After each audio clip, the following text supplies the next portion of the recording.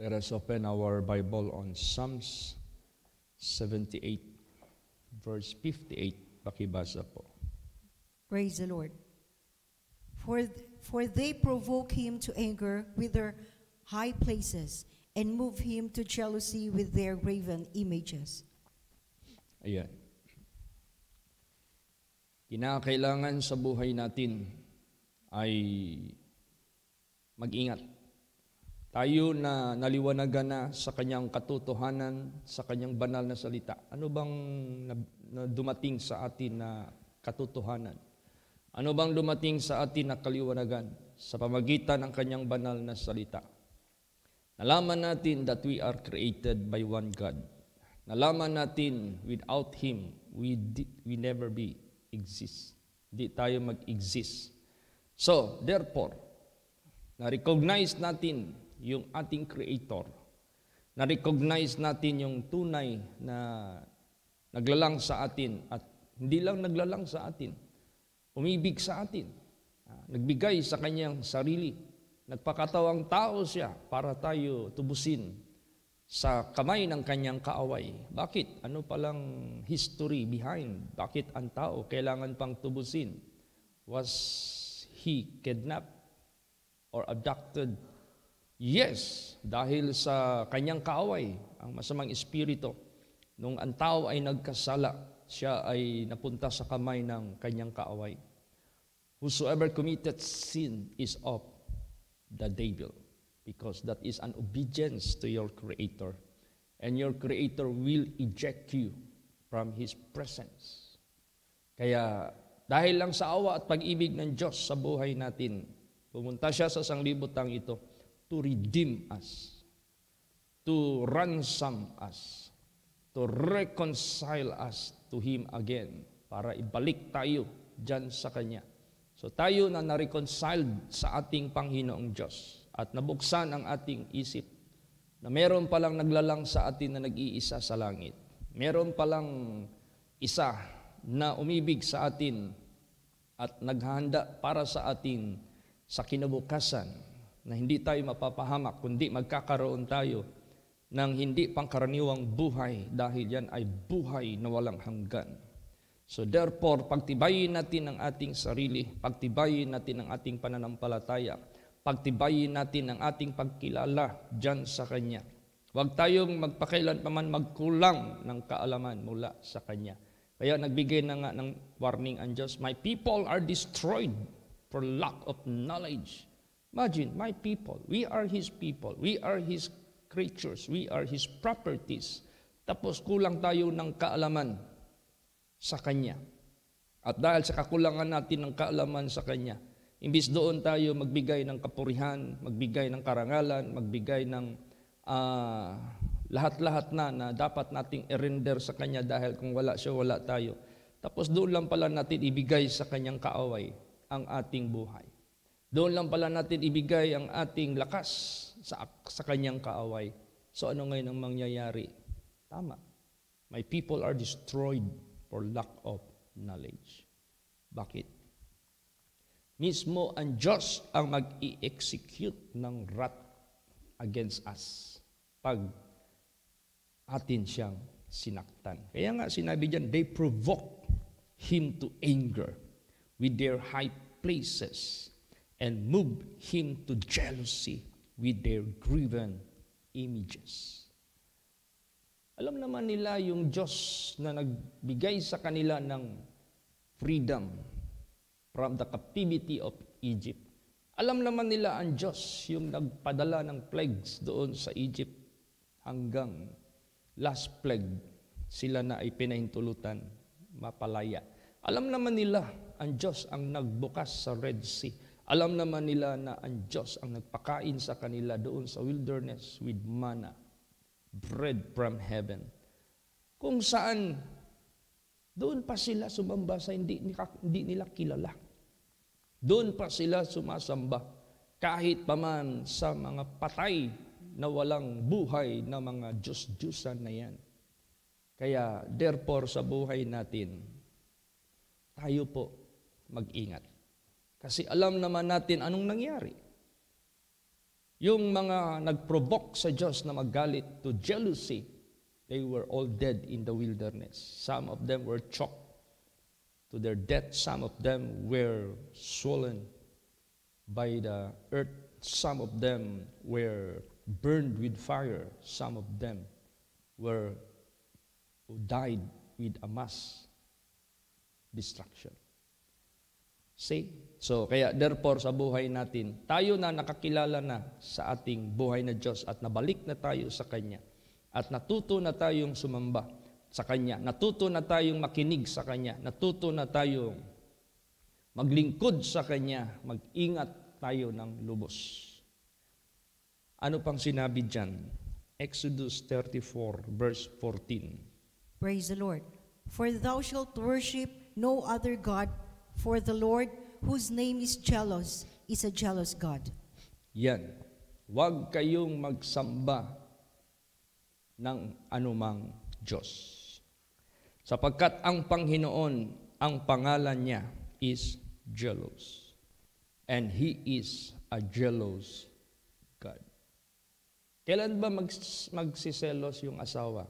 Kailan ba magsiselos yung husband sa kanyang asawa? Pag yung asawa niya ay merong tinitingnan na ibang lalaki, o merong kalabuyo, o merong love affairs sa iba. Kaya karamihan dyan sa mga report, pag naaktuhan nila, pumapatay ang jealous. Kaya sa buhay natin, never provoke God to anger. Huwag nating pagalitin ang Diyos sa ganong klaseng pamamaraan. Ay sino pala ang other party sa buhay spiritual natin maliban sa Diyos? Yung other party na yan, yun yung nagrebelde sa Kanya. Yan yung tinawag na Satan, the devil. Siya yun. Yung naglilid sa kanila si Lucifer. Sila yun. Yung mga fallen angels. Wala silang ibang ginawa sa sanglibutang ito. Akitin ang mga tao, gagawa ng kasalanan. Aakitin ang mga tao, gagawa ng karumal-dumal sa harapan ng Diyos. Kasi alam ni Satanas, pag ginawa ng tao yun, matatamaan ka talaga sa jealousy ng Diyos. Wrath and anger talaga ang mararamdaman mo mula sa Diyos. Yan na yung kaparusahan sa dagat-dagatang apoy. Kaya, therefore, sa buhay natin, wala tayong ibang sambahin, wala tayong ibang paglingkuran, wala tayong ibang sundin. Yun lang gumawa sa atin. Yun lang nagmahal sa atin ng totoo. Yun lang nagtubos sa atin mula sa kamay ng kapahamakan, sa kamay ng dyablo. Kaya, ito ang dapat nating gawin. Basa Deuteronomy 5:7. Praise the Lord. Thou shalt have no other gods before me. Yan. So dapat wala na tayong iba pang Diyos na ituturing nating siya yung sinasamba, siya yung sinusunod, siya yung pinaniniwalaan natin. Wala nang iba. Siya lang. Ang Diyos lang na lumalang sa atin, na nagpakatawang tao, ang ating Panginoong Hesukristo. Siya lang ang tanging nag-iisa na totoo. Kaya nga sinabi dyan I am the way, I am the truth, I am the life. Jesus said, no one can go to the Father or to the heaven but by me. Siya lang nag-iisa. Wala nang iba. So wag ka nang maniwala sa iba maliban sa Kanya. Ano ibig sabihin, wag kang maniwala sa iba maliban sa Kanya? Pag merong other party na magsusulsul sa iyo, huwag kang maniwala sa Diyos, hindi yan totoo. Huwag kang maniwala kay Lord Jesus Christ, tao lang yan. Huwag kang maniwala sa Bible, sulat lang yan ng tao. Huwag kang maniwala sa Diyos na sinasabi dyan na siya yung naglalang, siya lang yung naglalang sa buong mundo. Kasama tayo, huwag kang maniwala dyan sa Kanya. Tapos magbibigay sila ng ibang ang creation nagawa ito ng Big Bang. At ang tao, galing yan sa unggoy. Ganito. Huwag tayong maniwala dyan sa Diyos. So, kung maniwala ka doon,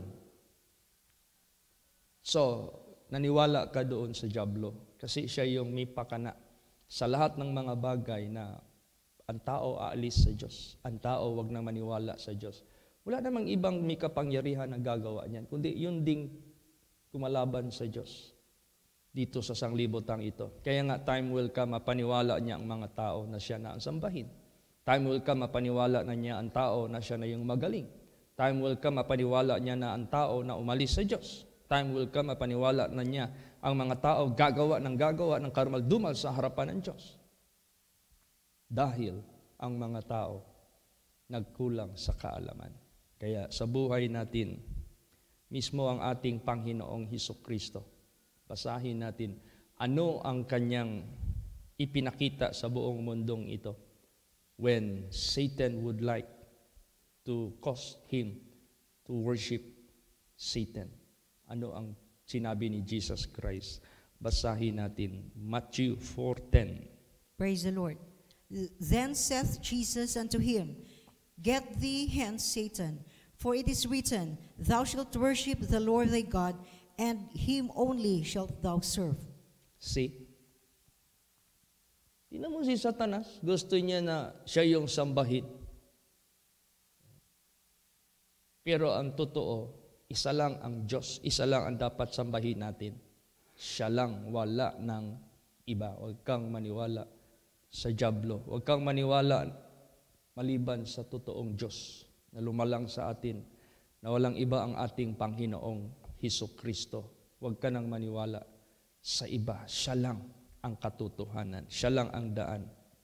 Alam mo, kung si Satanas ay nakikipag-usap sa atin parang tao, kung si Satanas nakikiusap sa atin parang kaibigan, na magsusulsul kung anong isusulsul niya para lang tayo yung bang manghina sa pananampalataya, mawala sa katotohanan,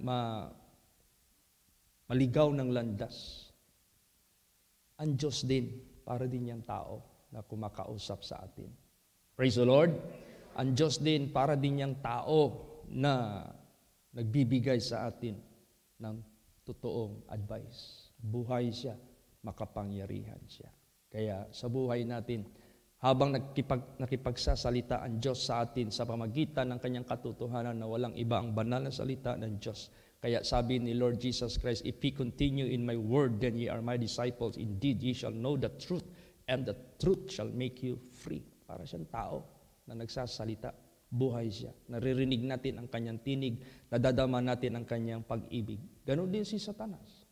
Pag doon tayo makikinig, magsasalita din siya sa atin.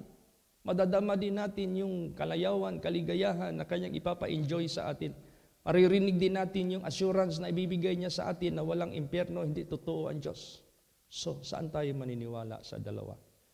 Basahin natin ang Deuteronomy 5:24. Praise the Lord. And he said, Behold, the Lord our God hath showed us his glory and his greatness, and we have heard his voice out of the midst of the fire.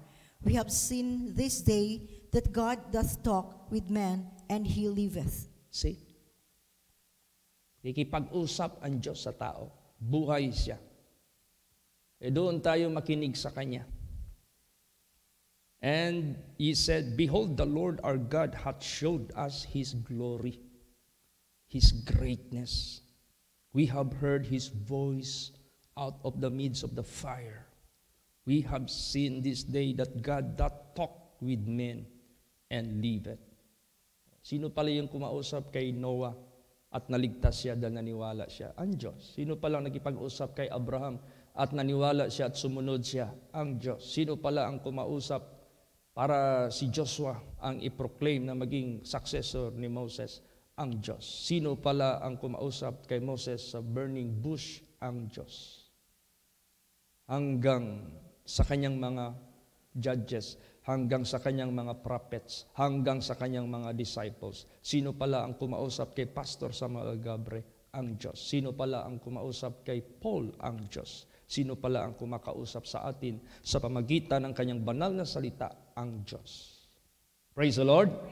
Kaya doon tayo makinig sa Kanya. Pag hindi natin siya paniwalaan, pag hindi natin siya pakinggan, lilipulin tayo ng Diyos. Papahamak tayo ng Diyos. Papatayin talaga tayo ng Diyos. Dapat yan ang ilagay natin sa isip. Kaya yung sinabi ni Lord Jesus, huwag niyong katakutan ang makapatay lang sa laman. Katakutan niyo siya na makapatay, dalawa, laman at iyong kaluluwa. Basahin natin yan. Deuteronomy 6:15. Praise the Lord. For the Lord thy God is a jealous God among you, lest the anger of the Lord thy God be kindled against thee, and destroy thee from off the face of the earth. Yes. Tandaan ninyo, ang Diyos ay siluso.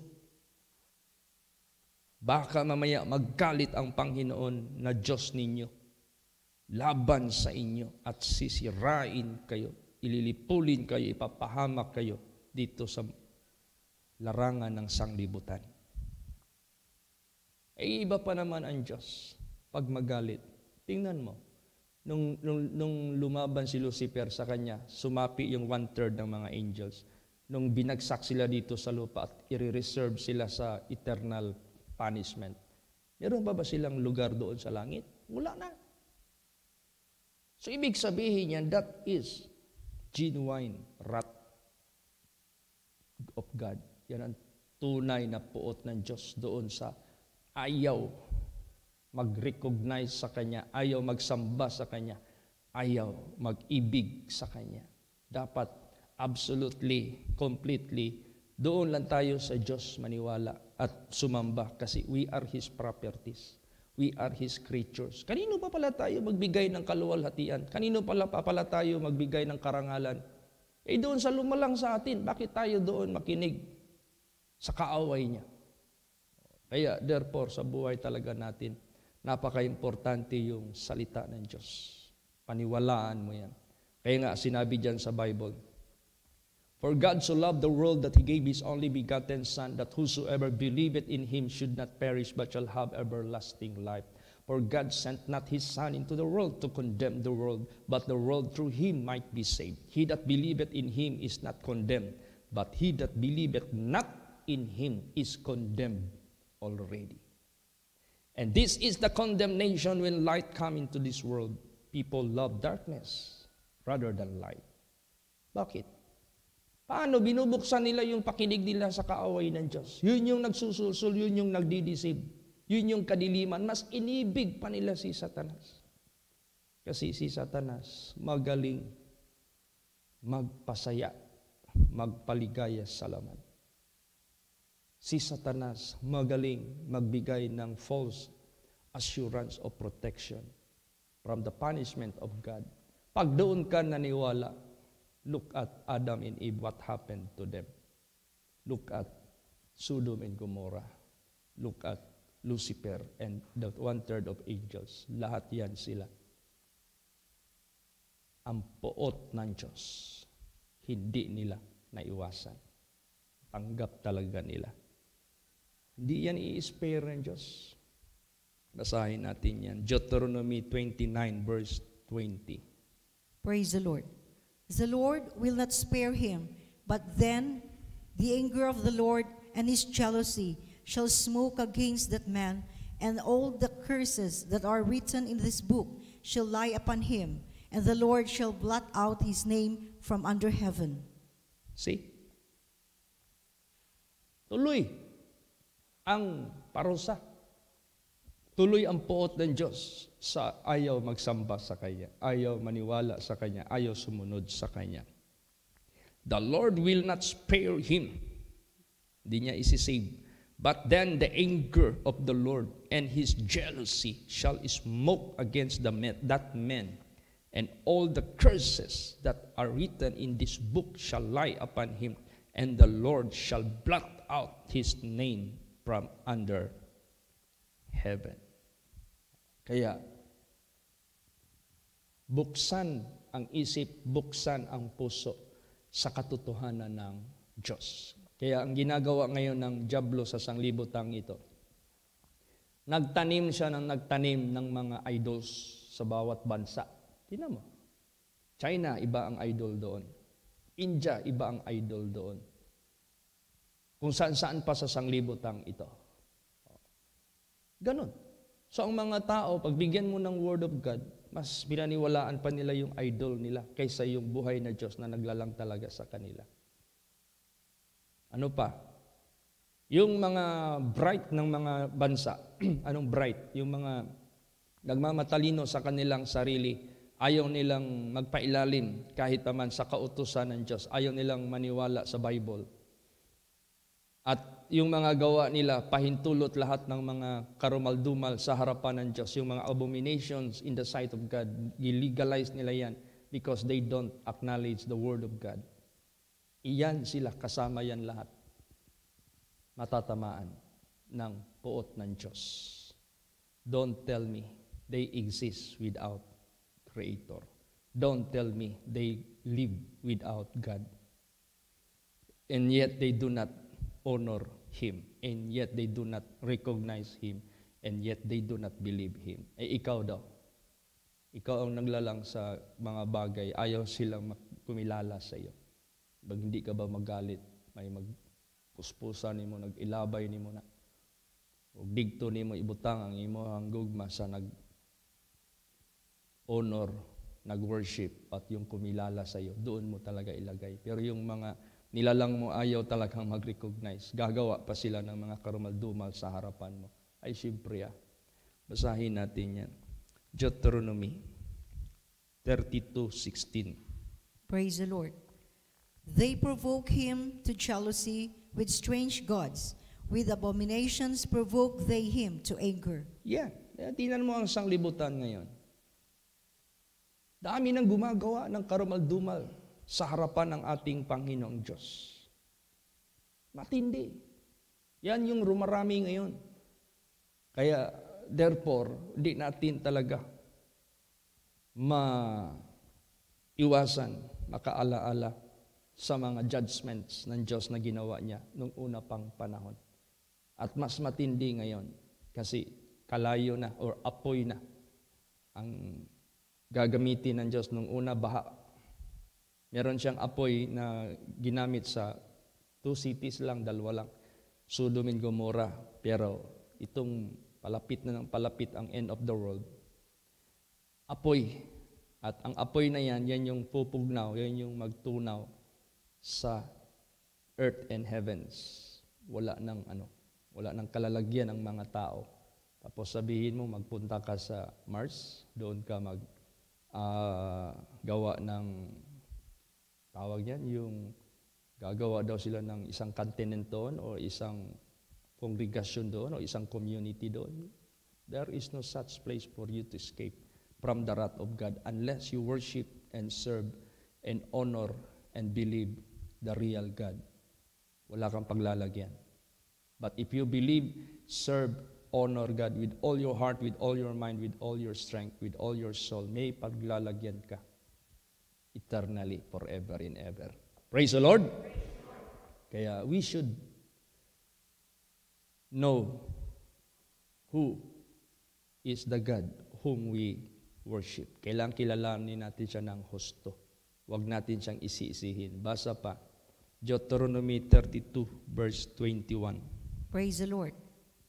They have moved me to jealousy with that which is not God. They have provoked me to anger with their vanities, and I will move them to jealousy with those which are not a people. I will provoke them to anger with a foolish nation. See, pinag-aalit nila ako sa jealousy with that which is not God. Kasi hindi nila nare-recognize yung totoong Diyos. And sometimes people recognize themselves more than God. Some recognize Lucifer rather than God. Some recognize bright people rather than God. Magalit talaga ang Diyos. They have provoked me to anger with their vanities. And I will move them to jealousy with those who are not a people. Ibig sabihin niyan, yung hindi niya mga tao na maniniwala naman sa Kanya, ipoprovoke sila doon sa hindi niya people. Ibig sabihin niya, yung pag-ibig ng Diyos malipat sa hindi niya people para yung own people niya na hindi naman maniwala sa Kanya, ipoprovoke sila ng Diyos. I will provoke them to anger with a foolish nation. Yung mga nation na foolish, yun ang ma-enlightened. Sila yung maniniwala, sila yung magbabago, sila yung maging born again, sila yung maging true believers. Ganon din sa buhay natin. Pag hindi tayo naging tino sa Kanya, ay lilipat ang Diyos sa iba.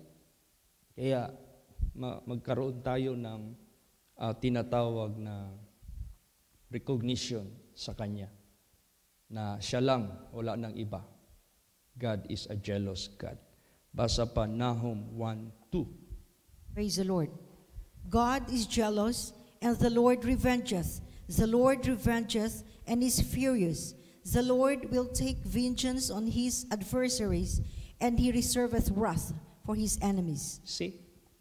Minsan yung mga tao, ay hindi ako maniwala ng impyerno. Ganyan ba ang Diyos ka-furious? Ay hindi ako maniwala ng kaparusahan na walang hanggan. Ganun ba ang Diyos ka-unmerciful? Habang buhay ang tao, ang mercy ng Diyos sa kanya. Pero nagbigay siya ng babala, huwag mong hintayin mamatay ka. Pag mamatay ka, yung mercy ng Diyos hindi mo ginamit para magsisi ka at mapatawad ka, para bumalik ka sa Kanya at tanggapin Kanya, para magpaturo ka sa Kanya at tuturuan Kanya, para magdalangin ka sa Kanya, para tulungan ka at i-preserve Kanya. Pag hindi mo ginamit ang mercy ng Diyos habang buhay ka pa, then hahatulan ka ng Diyos without mercy. Yung impyerno without mercy yan. Kaya, do not ever misunderstood God. Huwag mong i-miss ang Diyos. Yung mali ang pagkilala mo na, bakit pala gagawa ako ng kasalanan? Hindi naman totoo yung impyerno. Ganon ba ka furious? Nandyan, furious. Praise the Lord. Avenged and furious. The Lord will take vengeance on His adversaries and reserveth wrath to His enemies. Hindi ba yung adversaries ng Diyos? Si Lucifer, dahil lumaban sa Kanya. At pag ikaw maniwala kay Lucifer, isama ka ng Diyos sa Kanyang mga adversaries. Kasi God is a jealous God. Siluso talaga ang Diyos. Kaya sa buhay natin, do not ever provoke God. Are you stronger than He? Last verse, anong sinabi dyan? 1 Corinthians 10:22. Praise the Lord. Do we provoke the Lord to jealousy? Are we stronger than He? Yes. Huwag mong talagang i-provoke ang Diyos na magalit through jealousy. Kaya sa buhay natin, inawit natin kagabi, doon yung spark sa isip ko yung God is jealous. Yung inawit natin kagabi na si Brother John Mark ang nag-handle. Ano yun? All for Jesus. Sabi ko, bakit kaya itong awit na ito na-compose all for Jesus? Dahil siya yung naglalang sa atin. Siya yung may-ari sa atin. Siya lang yung karapat-dapat na bigyan natin ng kaluwalhatian. At yung kaaway niya na magdi-deceive sa atin, huwag mo siyang paniwalaan. Bigay mo ang lahat kay Jesus. All for Jesus. Siya talaga. Wala nang iba. Tapos nag-spark sa isip ko, bakit magalit ang Diyos kung meron pang iba? Yun, ang word na jealous. God is jealous. Kaya, isa yan na huwag nating ipikit ang mga mata sa kanyang isa na totoong karakter. And this has been already proven when the people of God, when the angels of God provoke him to anger, to jealousy.